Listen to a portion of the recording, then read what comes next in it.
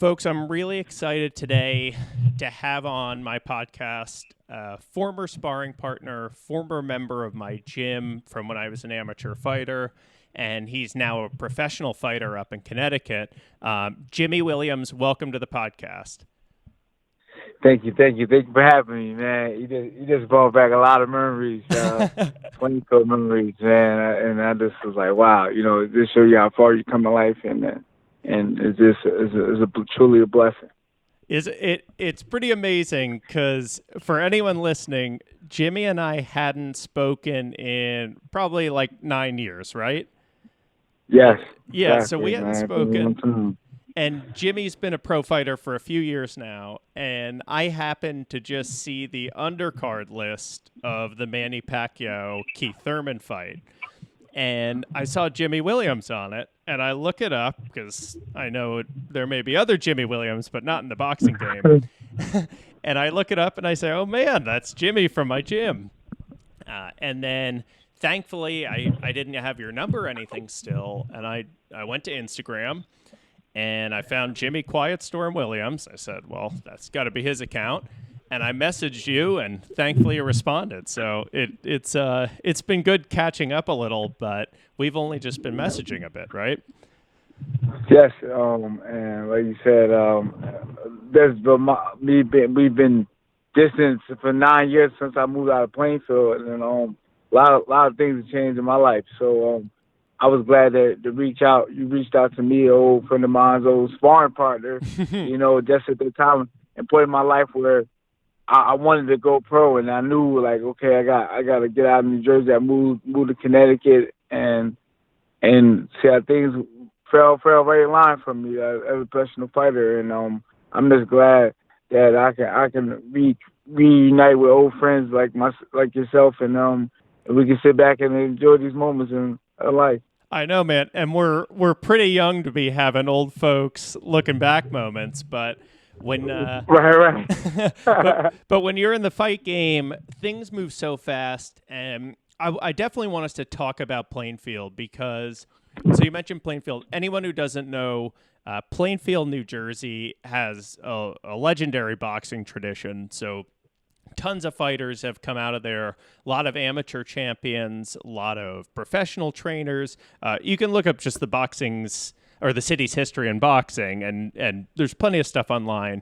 But specifically where Jimmy and I met was at Plainfield Boxing Academy.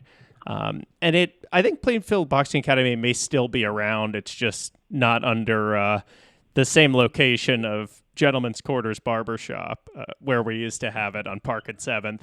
But when we were back there, I remember we would spar often, and Jimmy and I were both amateur fighters at the time. And I remember, Jimmy, I had heard that you had issues going on in your life, and I don't know if you and I ever talked in depth, but tell me about what had happened in your life at the time that really shook things up. During that time, my mom was murdered back in 2008. So that time I was battling with that. I was being home. I actually lived right next door to the gym. I stayed with my grandfather and my father at the time. And life was just hard for me. I was just finding my way. I recently at that time dropped out of college. I tried to pursue an NFL career. I got hurt, got injured, so I was back home, living at home, and going through a lot at that time. Battling, being involved in the streets, different stuff, and then boxing kind of saved my life, got me back on the track, got me back focused, and I was fortunately glad the gym was right next door to me. It kept me peace, kept me going, kept me out of the streets at that time, and I just was like, hey, I gotta take this. It's something that Lee at the time was the trainer head of the boxing academy, Lee Yep. Sparks. And with me and Lee, we go back. We used to spar each other when I was younger, and he always was like a big brother to me. So at that time, I just gotta stay in the gym, get better. And then back in my mind, I was like, I'm gonna go pro one day. I moved to Connecticut, and it all fell in place.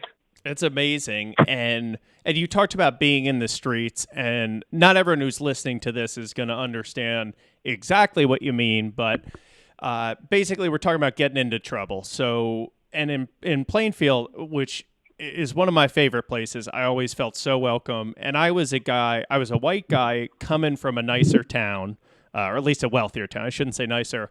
And I was just welcomed with open arms. And I really, in a lot of ways, I've always felt like that's my home in a sense, or my home away from home, because I met guys like Lee and I met guys like Jimmy, and I met a lot of other kids we boxed with, and kids who would just hang around the gym, and business owners. And it really is, it's an amazing community. But like you said, Jimmy, sometimes you do have to leave where you're from, and you have to leave some things behind to figure everything out in your life. And then you can come back, and then you can have these types of conversations. And then it's a happier one because you know things turned out well. And, talk about, I read an article where someone interviewed you a couple of years ago, and you said, I didn't turn left. So talk about at that time how you very easily could have just got stuck in the street, could have ended up in jail, shot, something horrible, and yet now you've got two beautiful kids, you've got a great life, and you're also a professional fighter. So tell me how you got to that point. Let's talk about the journey. Like you said, why I ain't turn left. Yeah, I'm getting a little emotional here because it's just, when you look back at your life, you're like, wow, God is good. But yes, He is. Just at the time growing up, I know a lot of people looked up to me. A lot of people was wishing, like cheering for me, like, okay, yeah, I want to do good. I want you to succeed in life. I want you to take this dream, take the boxing thing, or whatever you do in life, be successful. So I was like, I can't. If I turn left, I know I'm gonna let a lot of people down. I'm gonna let myself down, let my mother down, I'm gonna let everybody down. Yep. So I said, I'm gonna go to the right. I'm gonna stay in the right track, even if it's hard. It's hard to do the right thing. Like I said, it's easy to get caught up doing the wrong thing. But my faith, my believing in myself, believing in my ability, believing that I could be somebody in this world, and that's what my motivation. That was my to get up, pack my bags in the middle of the night, jump in my car to go to Connecticut, not knowing where my journey would end, but just knowing that I had faith. I know I had plans. I know I had a goal, and I wanted to turn professional. And that was something that always kept me going, kept the fire. Like I got the city behind me. I got people rooting for me. I got the world behind me. So that's what my motivation. And when I follow your Instagram and see how happy you are in your life now, it shows, man. And it's nice to see, because I mean, I won't name names and I won't ask you to, but you and I met plenty of kids who did turn left. Some of them have ended up in jail. Some of them have ended up shot. Some of them have just weren't able to amount to much. They didn't get an education. Maybe they didn't have the right upbringing or whatever it was. But when you see someone like you who does make it out and does set an example and becomes a family man and also executes on your dreams, like you talked about going pro and you had that vision, but everyone's got a vision, right? Everyone says, I could be a celebrity. I could be in the NFL. I could be an athlete, but there's a select few who actually execute on that. And it's pretty awesome. And I was so happy when I started reconnecting with you to see that things had really come full circle for you. Because the last time I saw you, you were going through your mom being murdered, which I can't even imagine that. Most people in the world can't imagine that.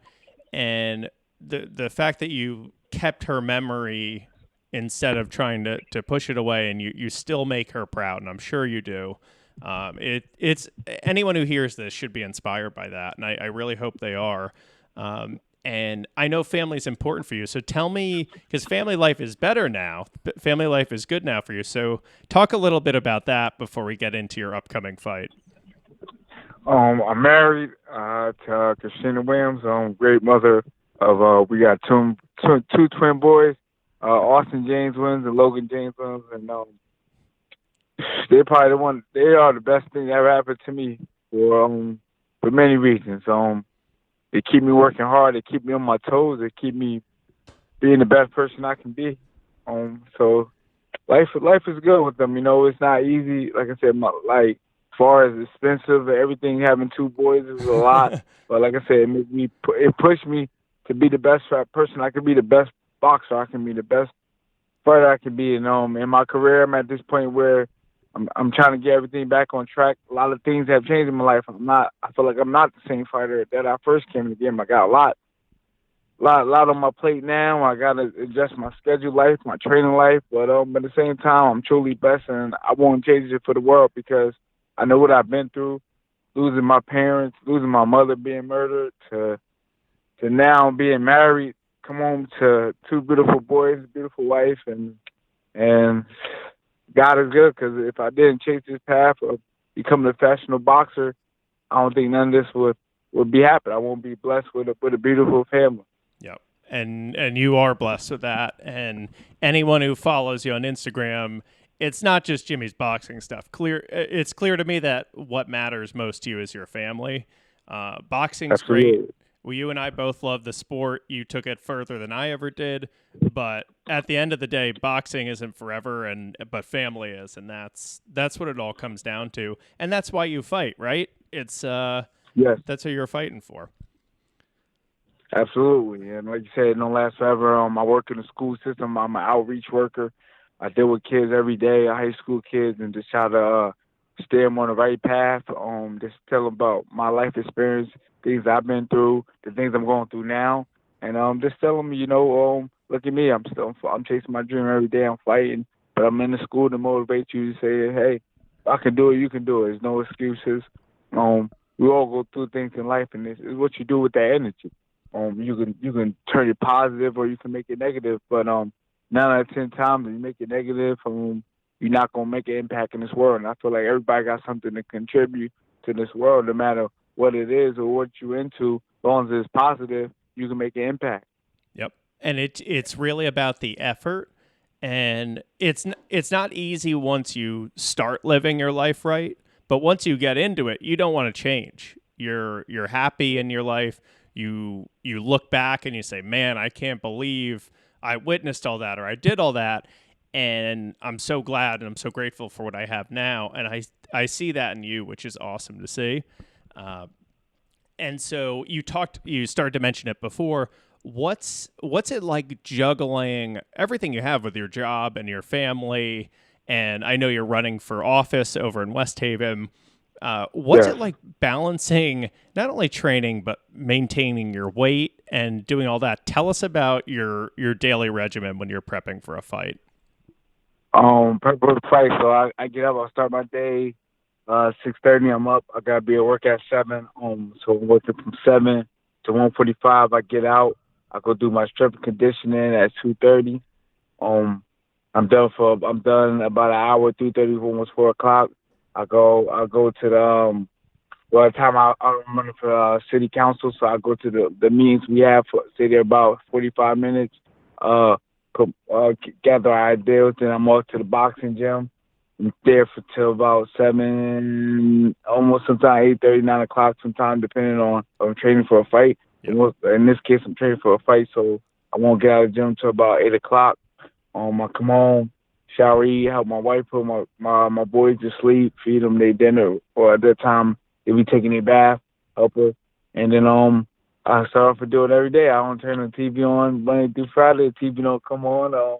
It is a busy life, but it makes you appreciate, because I know where I came from. I know it wasn't easy to get to this point, and it's still not easy. But I'd rather be doing what I'm doing now than it can be the total opposite. So it is tough, and then go out here and fight a fight, and with everything that I got. But it's just the life that the cards I'm dealt with, the lifestyle I do, the stuff I'm involved with, the things I'm trying to do for my family, and it's all worth it. So no matter how tired I am, no matter how I'm hurting, no matter how I'm like, I won't let things get in the way. I won't let them stop me. Like, even inside the ring, win, lose, or draw, I'm forever be a winner. I'll forever be a fighter. I'll forever be a husband, a father. So I'm just going to continue to build my legacy to something that somebody look back and say, "Wow, what did he did do?" So that's what I want to be. Yeah, and I think the way you've set up your life, and I hope you win for city council that you're running for, but even if you don't, you're building an impact in your community that's so much bigger than what most people are doing. And you're not just someone who's giving money to a cause. You're actually there. You're talking face to face with kids who you're counseling. And you're not just some guy who hasn't seen it. You're someone they can go to YouTube. They can watch your fight highlights. They can listen to you get interviewed like this, and they're going to look up to you. And I'm sure they already do. And that's the legacy you want. Your legacy in the ring is great, and that's something you'll always hang your hat on. You can always brag about. But the legacy that I'm sure you want to look back on is what did you do for your community? What did you do for your family? But obviously you still have a huge drive to fight. So tell me a little bit about your professional career, and then also what's going on with your upcoming fight. Right now I'm currently 16-3. So far career, I believe I had a great one. I took some ups and downs on the road, but I turned pro at 26 years old. I fought my first fight on TV on NBC Sports, 4th round knockout. Did I find a fight? My second fight again, come back on ESPN. I've been on ESPN a few times. I've been on beIN Sports. I've been on undercards of big fights. I got a lot of exposure. I actually won the WBC and WBC NABA belt 2 years ago. They got me world ranked in the welterweight. I defended it twice. I done fought in Manny Pacquiao undercard. My recent fight, I took a loss to Abel Ramos, one of the top fighters in the world. I fought Mark DeLuca in his backyard, ranked number 10 WBA welterweight, super welterweight in the world on St. Patty's Day weekend. So I done did a lot of stuff in my career where it challenged myself and it showed people the type of fighter I am, my type of character I am. And I got another fight coming October 11th, a bounce back fight, but against a tough opponent, Jose Medina. And I just want to get my career and show people no matter what you go in life, never give up. And sky's still the limit. I feel like I'm still young in my career, being I'm 16-3, and I done fought some of the best fighters in the world, and I learned from that. I feel like them 3 losses, I learned so much. And now I'm just ready to go back out here and get back to my winning ways and continue inspiring people and showing people that that this is my life and I'm gonna use it as a platform to motivate people. Some people look on the internet, all they see is the glorious lifestyles and this and everything like this. I'm showing you about I'm a family man. This is who I am. This is what I fight for. This is what I do. And I'm running into bumps in the roads. I'm only human. And at the same time, I'm gonna show you how I bounce back. I'm gonna show you how whatever you do in life, you can take it, crumble it all up, throw it away, and then use that energy to be something positive. And like I did with the death of my mother, the death of my father, everything that came to me, and I felt like, okay, this is gonna bring me down in life.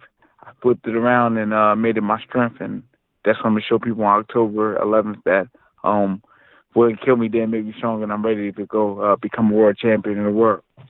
Yeah, and anyone listening to this now, even if they didn't know you before, is going to be rooting for you. So that's October 11th. That is at the Hartford Convention Center. You also have Bad Chad Dawson is fighting in the main event, right? Yes, former world champion, one of the best fighters that came out of Connecticut, period. And I sparred with him a few times. To be on the undercard with him is just a blessing.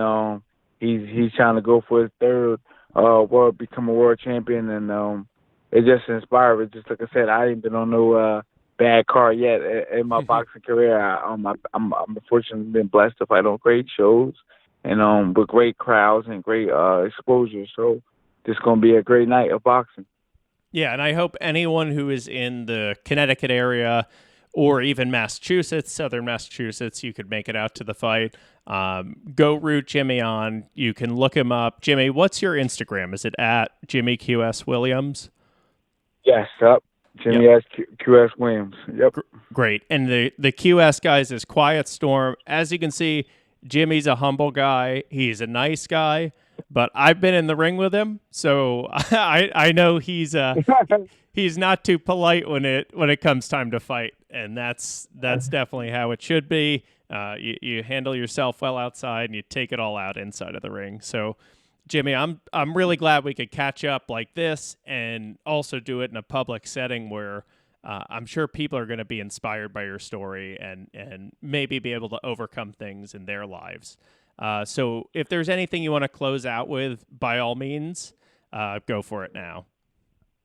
Man, I just appreciate you so much. Like I said, man, we got a history. I remember this conversation brought back tears, brought back a lot of things, because at that time, when I was sparring you and going through my life, I was at probably the lowest point of my life. So to be on this point, on this call, being what God had blessed me now, it's truly a blessing, and we met for a reason, and I'm glad we got this relationship back going, man, and I'm glad you reached out to me, and I'm glad for this opportunity, and I'm gonna continue to keep doing what I do.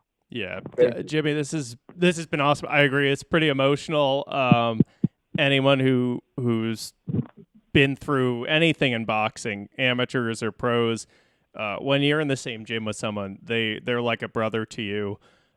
You see them at their lowest moments in the ring when they're exhausted and they're emotionally drained, and you see people break down, but you work to build each other up, and to watch you go on to do what you've done, I do nothing but root for you. I'm so pumped to see you put Plainfield and our gym and yourself on the map or back on the map.